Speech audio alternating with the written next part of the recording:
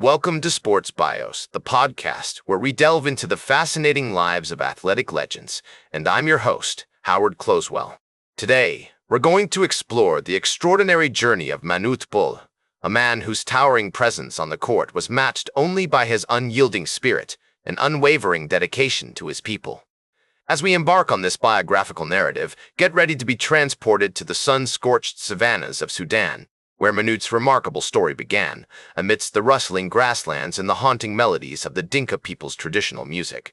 Born on October 16, 1962, in Turale, a small village in the Dinka region of Sudan, Manute Bol's early life was marked by the harsh realities of rural Africa. The youngest of 8 children, Manute grew up surrounded by the rhythms of traditional Dinka culture, where storytelling, music, and dance were an integral part of daily life. As a child, Manute would often listen in awe as his father recounted tales of the Dinka people's rich history and mythology, sparking a deep sense of pride and connection to his heritage. Imagine yourself standing in the midst of Turale, surrounded by the thatched huts and the vibrant colors of traditional Dinka clothing. The air is thick with the smell of smoke from cooking fires and the sound of cattle lowing in the distance. It's here, in this humble village, that Manute Bol's journey began, shaped by the harsh realities of rural Africa and the enduring spirit of his people. Growing up in a region plagued by poverty, famine, and conflict, Manute's childhood was far from idyllic. The Sudanese Civil War, which began in 1955, had created a climate of uncertainty and fear, with rival factions vying for control of the country. Despite these challenges, Manute's family managed to eke out a meager existence, relying on their cattle and crops to survive. As a young boy, Manute would often help his father tend to their livestock, learning the value of hard work and resourcefulness in the face of adversity. In 1978, a group of American missionaries arrived in Turale, bringing with them a makeshift basketball hoop and a passion for the game. The missionaries, who had been working in Sudan since the 1950s, were instrumental in introducing Western sports to the local population. Manute, then just 16 years old, was immediately drawn to the game, fascinated by the combination of strength, agility, and strategy it required. Under the guidance of the missionaries, Manute began to develop his skills, practicing tirelessly on the dusty outdoor court they had constructed. The sound of the ball bouncing on the dirt, the swish of the net, and the cheers of his teammates still echo in my mind as I recount this momentous occasion. It's here, on this makeshift court, that Manute discovered his passion for basketball, a passion that would take him to unimaginable heights. As Manute's love for basketball grew, so did his stature, literally. By the time he was 18, he had reached an astonishing 7 feet 6 inches tall, making him one of the tallest men in Sudan. His unusual height, combined with his natural athleticism and dedication to the sport, soon caught the attention of local coaches and scouts. In 1980, Manute was invited to join the Sudanese national basketball team, marking the beginning of an extraordinary journey that would take him from the humble villages of Sudan to the bright lights of the NBA. The early years of Manute Bol's life were shaped by the tumultuous history of Sudan, a country torn apart by conflict, poverty, and social inequality. The Dinka people, to which Manute belonged, had long been marginalized and oppressed, their culture and traditions threatened by the dominant Arab Muslim population. As a young man, Manute was deeply aware of these injustices, and his experiences would later inform his advocacy work on behalf of the Sudanese people. It's a testament to the power of sports to transcend borders, cultures, and conflicts, and to bring people together in a shared pursuit of excellence. As Manute's basketball career continued to ascend, he found himself at the forefront of a new era in Sudanese sports, one that would forever change the landscape of athletic achievement in his native land. In 1982, he embarked on a journey to the United States, attending the University of Bridgeport in Connecticut, where he would hone his skills under the guidance of the astute coach Bruce Webster. The cultural adjustment was significant, a veritable odyssey of self-discovery, as Manute navigated the complexities of American life, from the nuances of language to the intricacies of cultural norms. Yet, his determination and natural talent quickly made him a standout player on the team, a colossus on the court, whose dominance would be felt for years to come. As he took to the hardwood, Manute's statistics were a testament to his unwavering dedication and unrelenting passion for the game. He averaged an impressive 22.6 points, 13.5 rebounds, and 4.2 blocks per game during his time at Bridgeport, earning him a reputation as one of the most dominant players in the NCAA. His performances were a masterclass in athleticism, a symphony of movement as he glided across the court with effortless ease, his long limbs outstretched like a gazelle in full flight.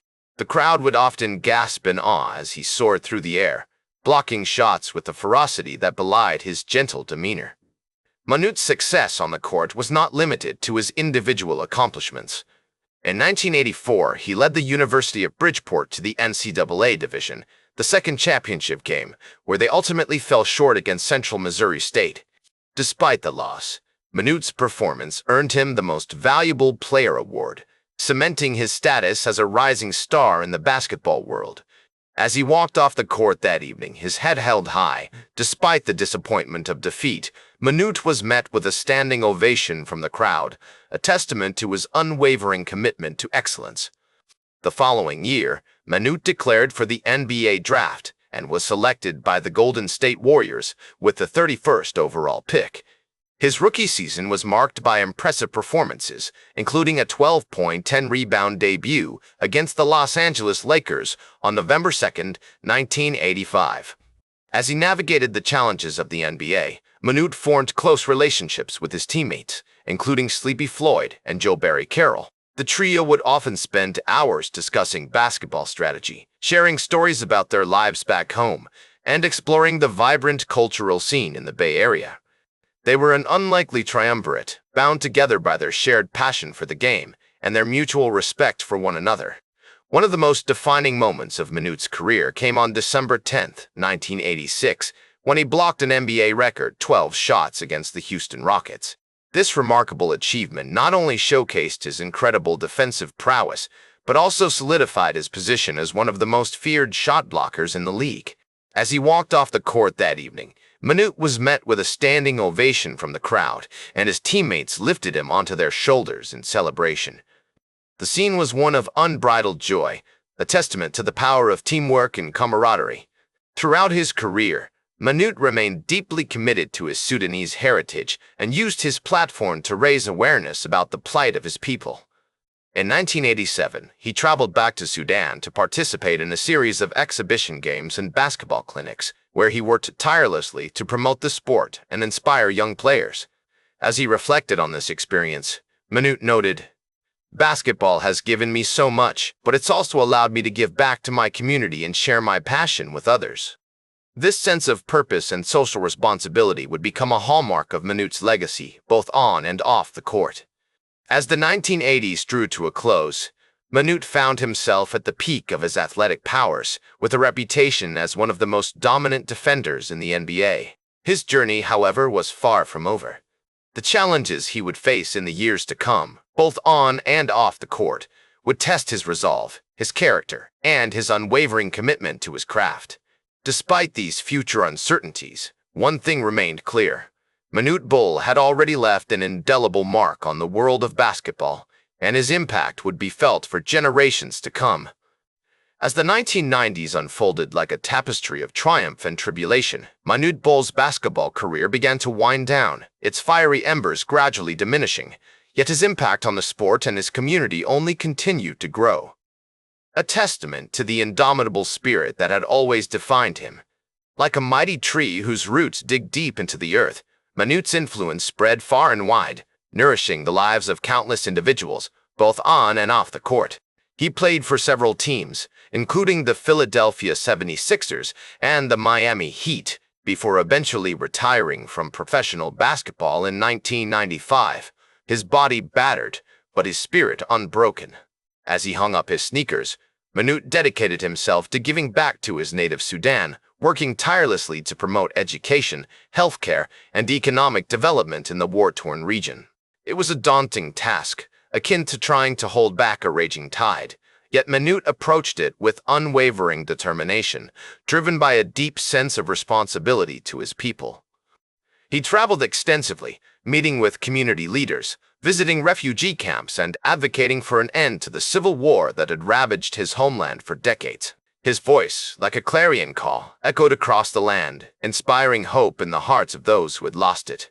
In 2001, Manute founded the Ring True Foundation, a non-profit organization aimed at providing humanitarian aid and support to the people of Sudan. Through his foundation, he worked to build schools, hospitals, and other vital infrastructure, often in the face of seemingly insurmountable obstacles.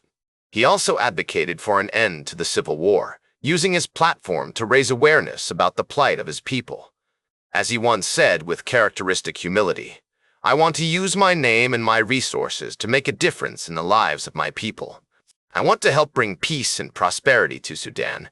These words, spoken from the heart, would become a mantra, guiding his every step as he navigated the complex landscape of humanitarian work.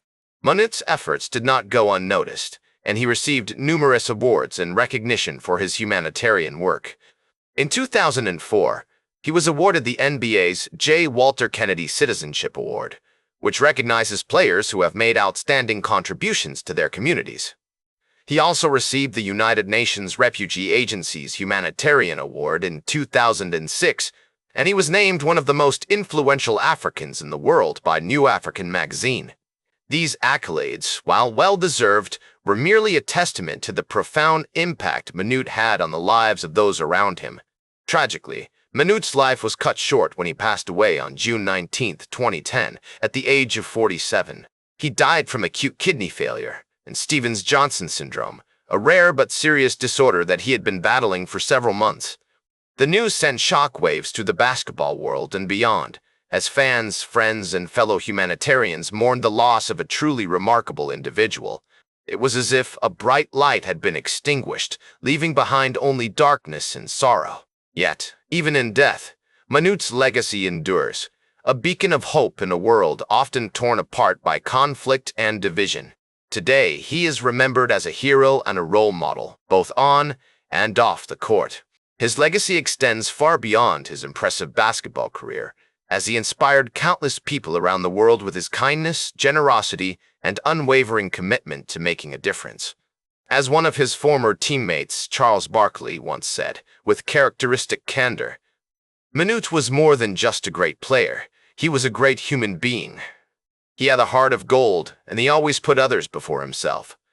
These words, spoken from the heart, capture the essence of Manute's spirit, a spirit that continues to inspire and uplift people around the world. His story serves as a powerful reminder of the impact one person can have when they dedicate themselves to making a positive difference in the lives of others. Through his foundation and his humanitarian work, Manute continues to inspire and uplift people around the world, and his memory will live on for generations to come. It is a testament to the human spirit, a reminder that even in the darkest of times, there is always hope, always a way forward. As the first always say, the greatest glory in living lies not in never falling, but in rising every time we fall. Manute Bol's life was a testament to this maxim, a shining example of what it means to live a life of purpose, of meaning, and of service to others. That's all for today's Sports Bios. Remember to like, share, and subscribe. And until next time, I'm Howard Closewell reminding you to keep shooting for your goals.